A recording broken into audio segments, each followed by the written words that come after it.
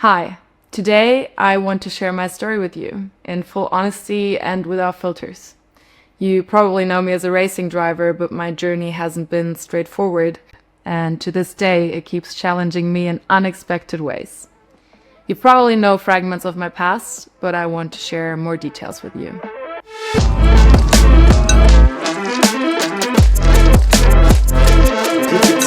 Bei Patricija Stalidzane. Patricija Stalidzane is back to the top. 141.0. This is real talk. This is who I am becoming.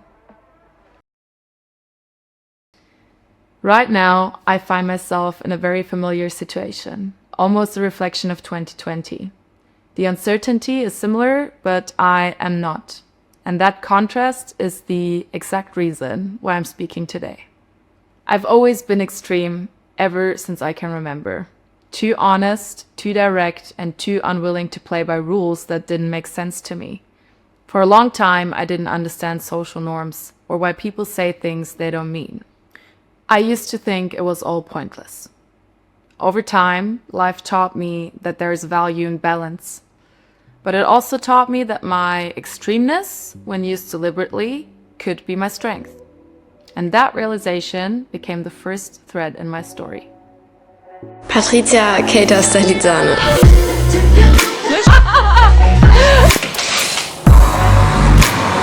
Michael Jackson. I grew up in Latvia, where racing wasn't just a hobby to my family, it was a legacy.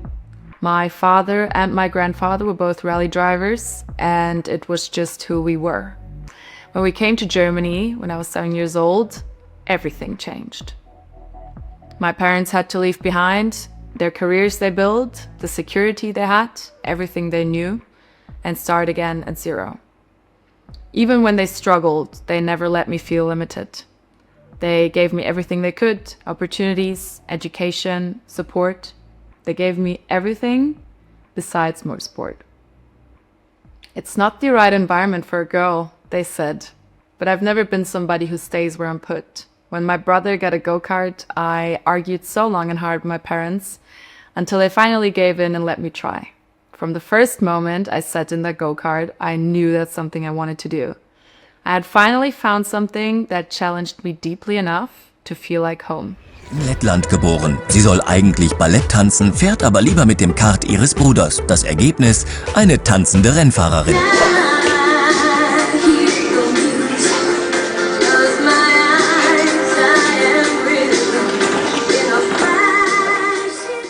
At that time, I was dancing professional ballet in the Munich Opera.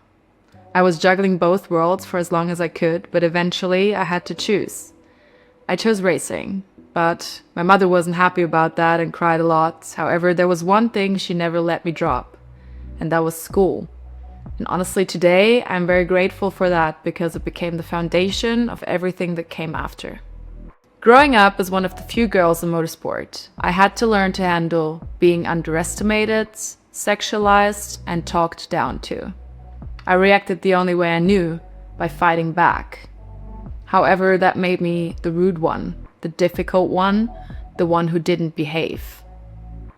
But that defiance became my armor, and at times my engine. When I moved into touring cars at 15 years old, my parents were still carrying the financial burden entirely. We didn't understand sponsors, networking, or contracts. We didn't understand the business behind motorsport. We barely even spoke the language, to be honest. We tried to survive in a system that we didn't understand. Before every race, I remember having anxiety. I knew that whichever decision I made in a split second would have consequences for months, even years, for my entire family. My parents tried to shield me from that pressure as good as they could. However, it would always come up in heated family arguments or other situations, and I would always have it at the back of my head.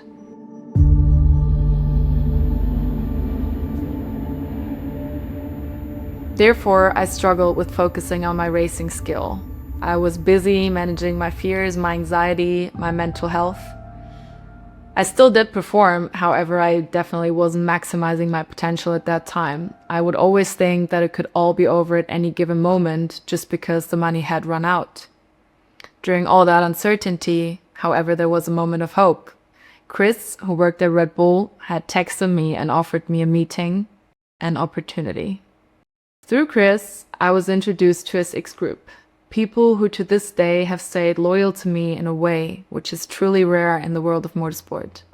With them, 2019 became the first year that truly shaped my character.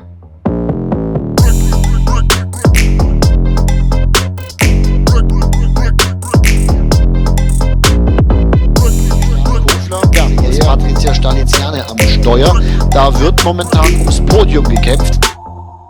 That year, I raced in the Audi R8 LMS GT4, one of the most difficult cars to drive, in my opinion. I can say this now, after having tried many others. All of the GT4 cars have rear-wheel drive, more than 500 horsepower, but the Audi was probably the most unpredictable one driving-wise.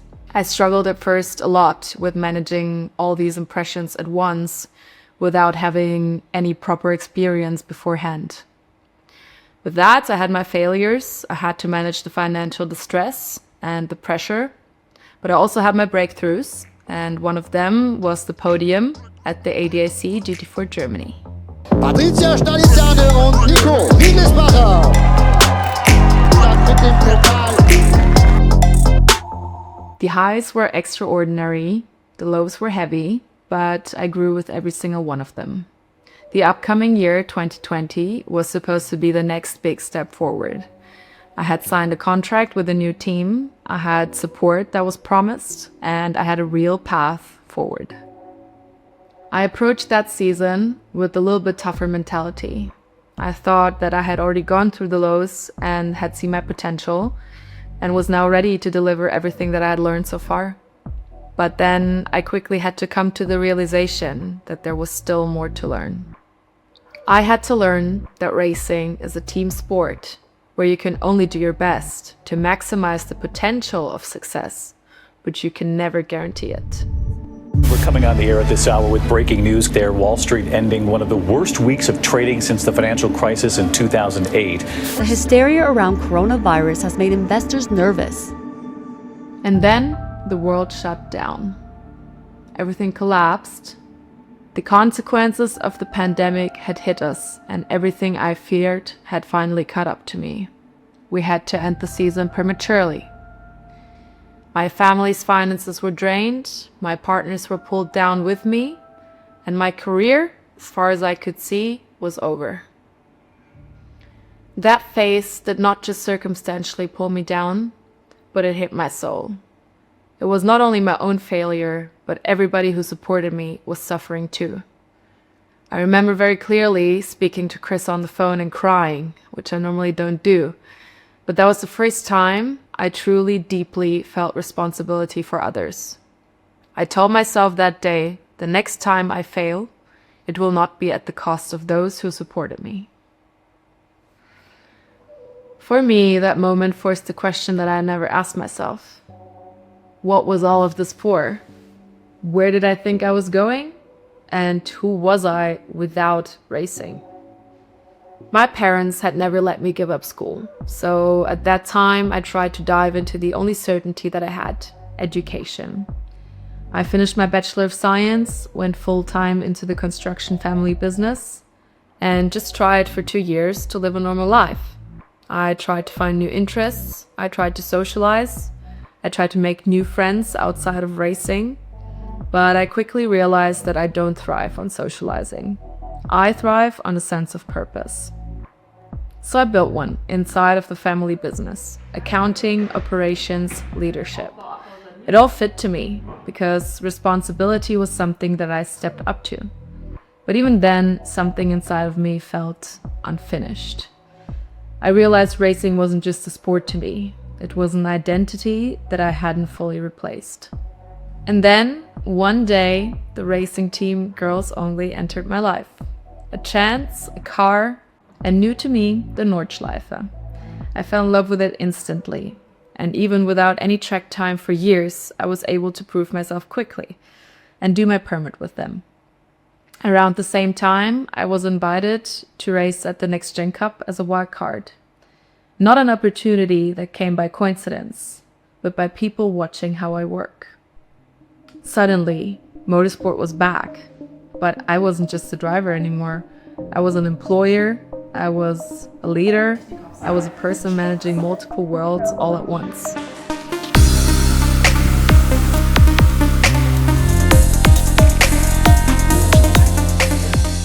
I went from no racing at all to racing 2 completely different series. Getting back into the GT4 was a bit like riding a bike, but the new circumstances with the Nordschleife, NLS, and my first 24-hour race were completely new to me. Those were challenges which I had never experienced before. Managing traffic with over 100 different competitors, doing it all strategic, technical thinking while performance driving for hours, it was all challenging, but I had a different kind of confidence approaching these new challenges because I knew however I would perform, I could own it. And also the other side of racing, sprint races, an electric front-wheel driven car, gave me reassurance that I could pull it all off at once. You can see what it means.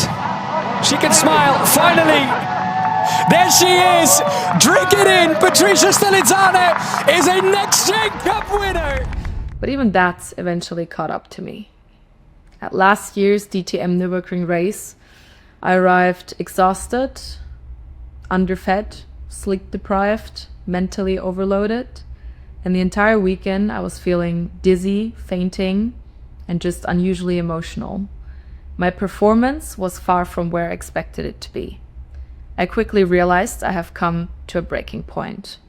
I realized that even the strongest mindset cannot make up for a neglected body. That was another lesson for me in balance, the one thing that I've spent my life chasing. I learned to step back and see my progress in the last races. It did pay off. It did prove to be the right thing. I did pole positions, I won races, and I broke records. I yet have to find balance and self-recognition and my perfectionism, but it was a successful year.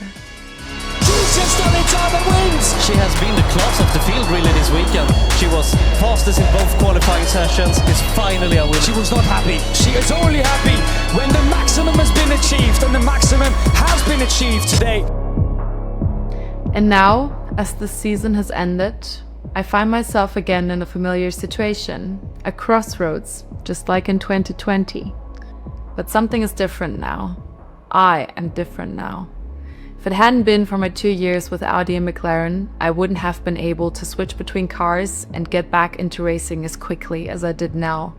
If it hadn't been for my education and my business journey, I wouldn't have been able to win races and to build the partnerships it takes to even participate in motorsport.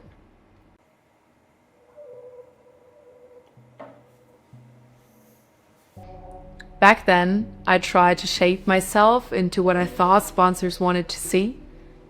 I wanted to be like other racing drivers in order to get the same opportunities as them. But now, instead, I just own my truth and I move my way. I learned through experience that if you try to make things work by other rules than your own, the truth will get you and hit you in the face. In the long term, you cannot force things. They will come naturally. The right people have always found their way to me, and not because I pretended, but because I was honest. And honesty attracts what is meant for you. What have I learned? That life is always you against you. Nobody else is coming to save you. Nobody will fix things for you. Nothing changes unless you change. You have to build yourself.